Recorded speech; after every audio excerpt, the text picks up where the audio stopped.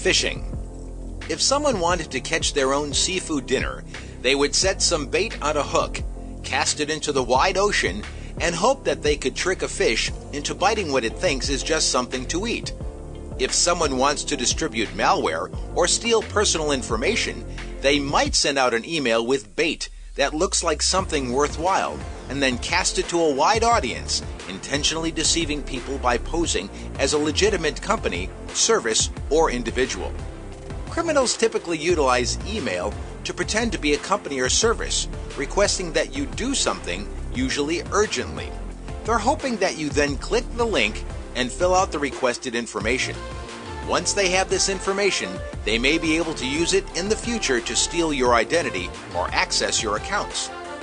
An even more direct and targeted method is called spear phishing. Instead of going after many victims for a small reward, the criminal goes after an individual or a small number of high-value victims.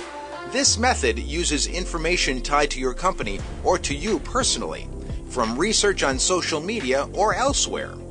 Email addresses and links look very close to a colleague or business partner, and corporate and partner logos are often used to look authentic. The goal is typically to get access to a system by gathering your credentials or to install malware on your computer. So, what should you be looking out for with phishing emails? Well, first, look at the sender. Is it actually who it claims to be? It may say it's from PayPal, but when you look at the domain name, the part after the @ symbol, it has nothing to do with PayPal at all. Another tell is grammatical or spelling errors contained in the email.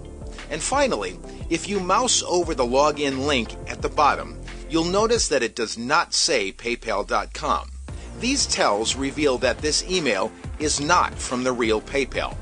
Usually the tells are fairly easy to spot when you know what to look for, but sometimes they're much more subtle, maybe only off by a letter or two, or just inverted. The safest practice is to never click on a link in an email, but instead to go directly to the site by typing in the URL, clicking on the link in your favorites, or performing a search for the organization.